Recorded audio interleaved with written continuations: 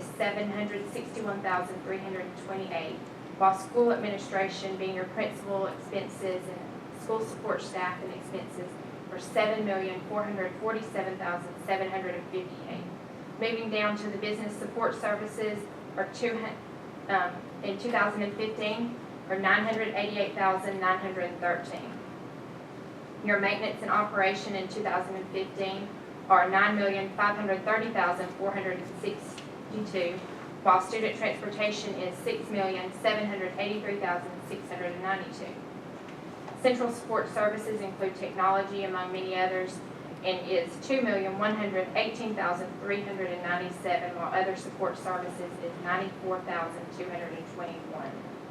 This gives total expenditures for 2015 of $110,687,956, but leaves, when calculated, leaves a deficit of about $5.5 million, and the projected ending fund balance of $3,854,252. That is your general fund budget for 2015. As you move over to your special revenue, this is basically our federal and state reimbursable grants. That includes your Title I, your 6B, pre-K, any title, Title III, all of those. Those are pretty much reimbursed to us, so they wash in and out. You'll see that they start out with the revenues of $11,955,929, and as you move through each of those lines, that matches, the expense matches the revenue to become a wash for the budget. Moving across now to school nutrition. School nutrition is pretty straightforward. Projected fund balance for the beginning of the year is $3,581,289, with your local sources, which are mostly your local sales at your schools, lunch sales. That is $1,948,193. Your state sources is the revenue that you receive from your state for some of your local salary supplements, is $198,415, while your federal funds for your food service, which include your USDA reimbursements, are $5,302,434. Looking down at the expenditures of food costs and staffing needs total $8,500,933, which gives us an ending fund balance for food service of $2,529,398. Moving on to capital projects. Capital projects includes the SPLOST funds along with the remaining bond funds that we have been given. These are set up for restricted use for our capital needs projects for our district.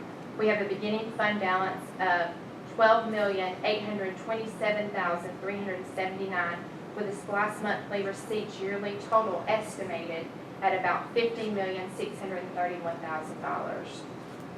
Looking down at the expenditure section of capital projects, these are projects we still have ongoing and we're paying out now.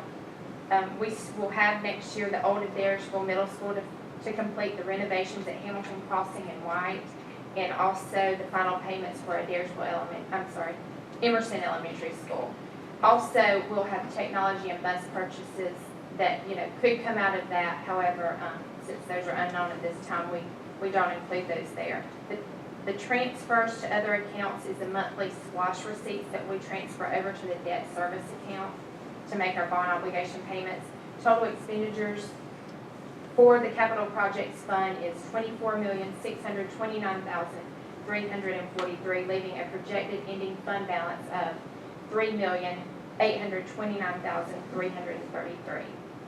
The debt service is basically a wash account also. This is where we just get the SPLOST money in and we transfer it to our debt service account so that we can make the debt service payment obligations that we have to our bondholders. So looking at that, the overall fund balance is $10,212,983. That is the tentative consolidated budget for 2015. This will be advertised in the local paper twice for the next 2 Sundays, and we will try to adopt the final budget later this month. Dr. Harper, I would like to ask the board to to look in the calendar and see if we could move the meeting to June 23rd so that we can adopt the budget in a timely manner and meet all of our time constraints that we have. And that is my presentation. Are there any questions? I've got a few questions, and part of it you already answered beforehand, but for the benefit of the board, what I was going to ask with our software, can we report by function? You already said we could, which is great, because I'm not asking that the board have a 300-page document, but just a trimmed down, like a 10-page, so under each line, so it doesn't say like teachers per school, but how much teachers and how many. We do have to adopt it that way, though, Fred. Okay. I mean, if you want to see that moving forward, it has to be adopted that way, just so you know that. Mr. Chairman, I'd be prepared to provide that information if the board requested that. What I would ask the board approve tonight is this tentative budget as it's been presented. If we adopt it this way, they're not required to give us that information. They only have to give us in this form. I think the superintendent's indicated he'll be happy to provide that kind of information. So That is the I'm good recommendation long that as we have. Okay, and then I just had a few other questions. I guess one was, is our budget balanced or unbalanced? And I guess it's unbalanced. It is until- still unbalanced. We have, yes, we Okay. have about a $5.5 million deficit. We've been able to lower that over the last few years, but we still do not have a balanced budget. Okay, and then I guess, does the adding and taking away in this tentative budget that we've got, does it support our strategic plan? In other words, if we're adding something, does it support the plan? If we're subtracting something, does it support the plan? What I've tried to do for next year's academic program is maintain where we are now currently without really adding program or adding additional items for the budget for requirement there. So as the strategic plan was built, there's no change in what we're doing instructionally that still continues to support that current strategic plan. Kind of the status quo. Yes, sir. And then just a couple of questions, and I guess this will answer when you give us the other, but I know we talked about, helping the IT department, and there were some cost savings there by actually having some more folks in that department. Does this budget include adding those new folks? It does not, no, sir. Okay. And in this budget, now we budgeted last year for an assistant superintendent. Is it in this budget? It is in this budget, yes, sir. Okay. One of the issues that we will deal with this year, board members, is we're required by 2015 to declare whether or not we're going to be I squared, a charter schools system, a charter system, or a status quo. What you'll hear me do is recommend to you that it would be a charter system. That's a year-long process, and I'm going to be looking at some help and support to be able to provide that.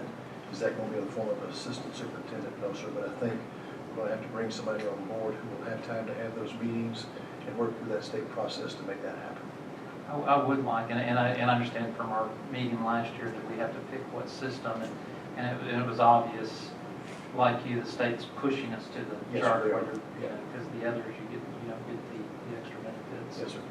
et cetera. But I would like, if you wouldn't mind, just as we go through that process, maybe we could do it at each meeting and not all at one, but Yes, let the public know what each of those systems are, even though I think we already kind of know where we have to go, Yes, sir. just for transparency. Megan, I'm not sure I heard you mention a TRS increase for next year. There is a TRS increase. Our current TRS contribution rate for the board is 12.28%. We were notified a couple of months ago that increase is going to go to 13.15%. And then last Friday, we were notified that in 2016, that increase is going to go to 14.17%.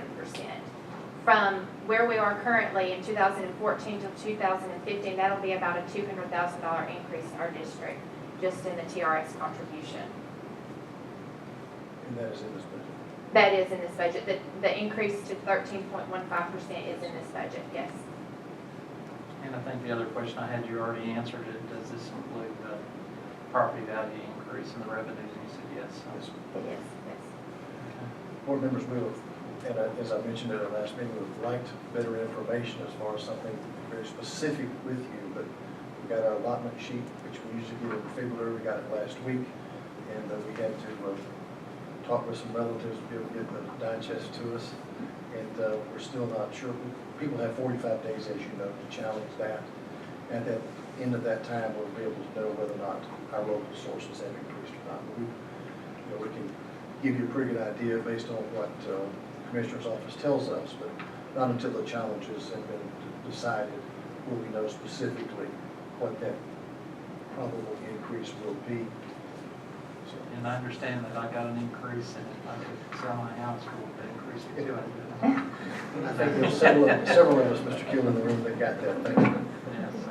We should have a better indication the 1st of July as to what that increase truly will mean to the district. So once those bills go through, they should give us, a more definite answer. I don't have any issues, just as long as, I haven't mentioned that y'all don't have to, but you are gonna give us what we asked for, right? So. I will do that, yes. Mr. Schultz. Yeah, just a couple of things. First off, I'd be remiss if I didn't, I'm not a big fan of the Georgia Budget and Policy Institute. I think there's a lot of debate over these numbers around the state. I don't think they're very accurate, but I would just also point people to the Georgia Public Policy Foundation. They present a little bit different view over what's happened since 2002, so that's first. Megan, on the budget, the projected fund balance that you have for school nutrition and capital projects, the $2.5 million and the $3.8 million that you're showing there, those are pretty well dedicated funds, right? I mean, they have to stay within that line item, isn't that correct? They have to stay within that fund. Right. So yes, they do. So really, it's the 3.854 that, for all practical purposes, in terms of our operational budget, I mean, that is our fund balance is to our run the true- school system on. Yes, that is correct. That is our true fund balance. So the only thing I would say is, I mean, we have a $5+ million deficit at this point. I mean, we're one budget year away from having essentially a negative fund balance if we continue to see revenues approximating what they currently are. I mean, just based on the numbers that we've seen. So I just think it's important for everyone to understand where we really are. I mean, the $10 million, I think, makes that look a little bit, it's a little bit deceptive in the fact that really what we have is, at least at this point with the numbers that we know, $3.8 million, which is about 3.7% of our total revenues, which generally I know we shoot for having about a 10% fund balance according to what our budget is. So. Mr. Schultz, thank you for mentioning that, because we do try to keep 10%, but if the funds aren't there to continue to support the staff, to support our children in education, we do that. And everything that we've heard, the meetings that we've gone to, and I don't know if y'all have heard anything different, maybe we'll hear something different at GSBA next week, but the monies that were given to us this year, we've been told will not occur again next year. What we keep hoping for is that the tax digest continues to improve, that the industry that's coming to town will generate more money for us to be able to spend inside of our school system. And I don't think any of us that sit here say, gosh, that 3.854 is not a good number, and we're really going to do some things to go to our taxpayers and say we need your help and support. None of us want that, but that's the real picture, Mr. Schultz, and thank you for bringing that to our attention. The only other thing I would like to ask that we do is, and I think I've asked for this just about every year, is that when I know we're not going to do this in the paper, but at least on our website maybe, can we have this tentative budget next to what our current budget is? Because I think if it's not already on there, I mean, I think it's good to be able to look at these things in context and look and see how the categories have changed over time. It just gives folks an idea to see how it's changed from year to year. I don't know if we can put them side by side, we can put them one above the other. I'm looking for Mark to shake his head at it right now. The current budget is out there, so we can add the new budget to that. Great.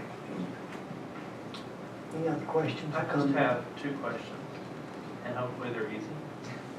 When does the SPOS end? 2017. And my second question was, the projected beginning fund balance is 9.5 million. Do you know what we projected last year that fund balance would be? It was about 9.5 million. It was very close to that. We were very close to target. Okay, thank you. Other questions or comments? Megan, thank you. Thank you. John. Appreciate Thank you, you. Megan.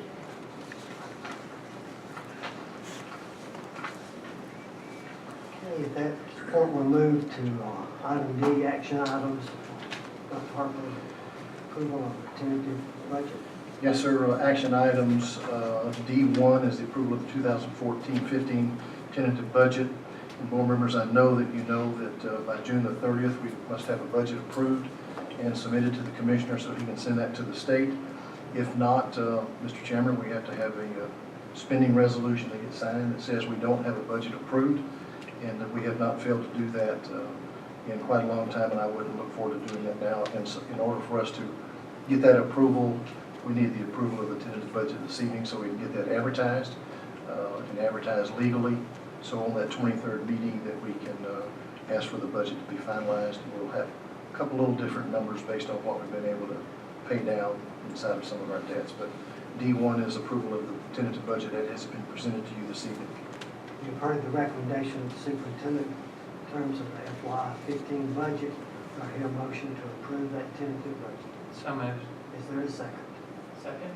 Any other discussion? I have one question. Sure. Should we need to do a separate motion to change the meeting date for the 16th? Yeah, we will. So that'll be separate. Any other discussion?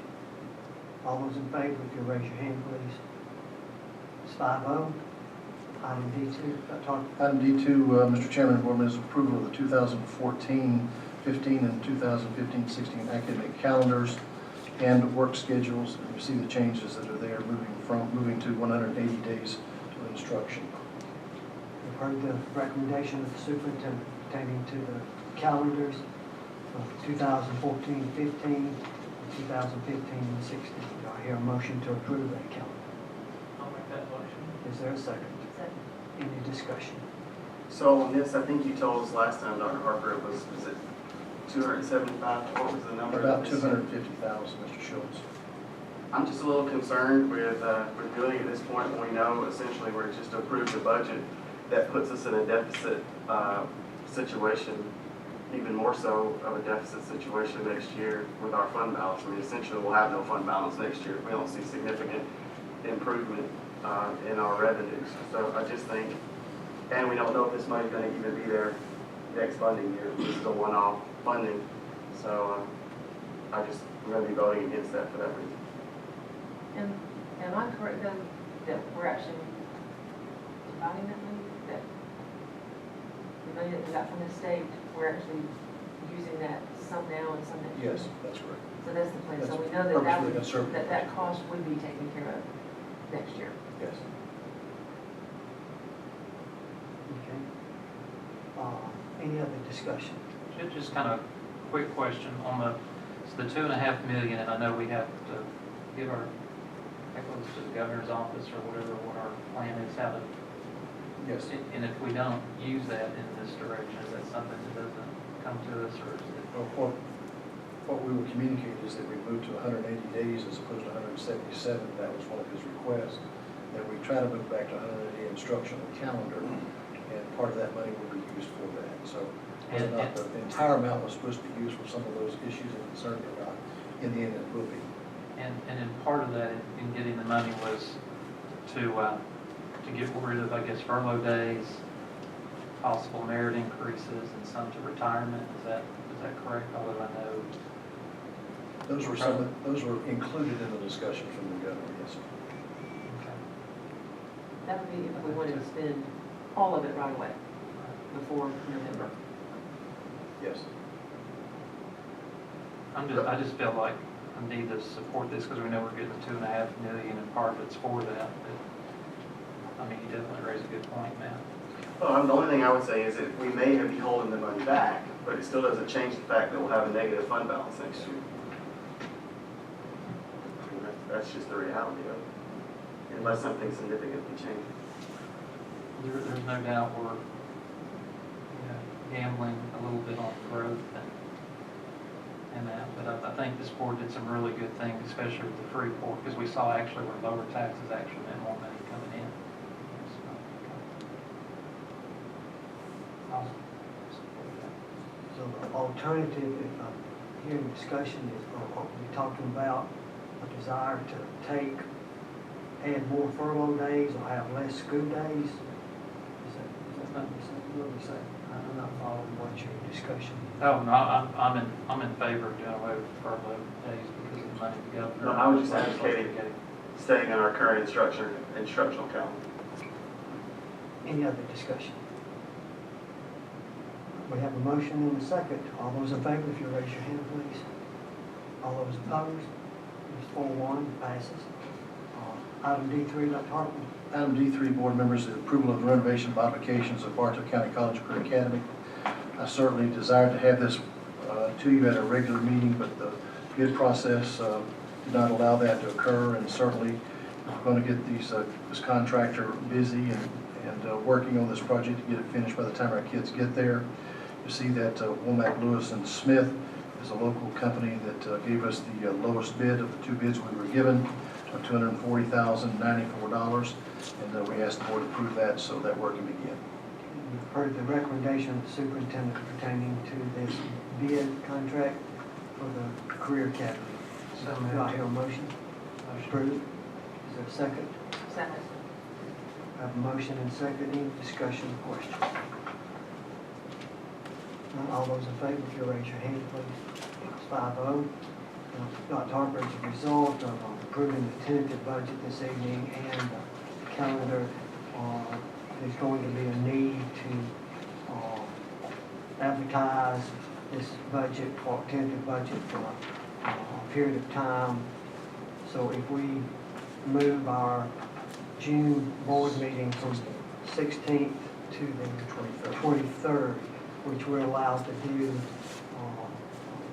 as a board, then that would give you time to have it advertised, the proper amount of time, and then we could have it at our regular board meeting on the 23rd. That would move our regular meeting from the 16th to the 23rd and allow us to follow the law with regard to advertising and then have you all approve at that time. Then we would, And sometime before that, of course, receive the Yes. more detailed budget. so then we would need to amend this agenda to add that item. Yes, sir, we would. So if you'll put D4, move the June 16th meeting to the June 23rd meeting. Do I hear a motion to add that to the agenda? I'll make that motion. Is there a second? Second. Any discussion? All those in favor, if you'll raise your hand, please. It's 5-0.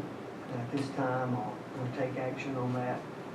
Do I hear a motion to move our June 16th meeting to the June 23rd for the purpose of budget advertising and then approving the final budget?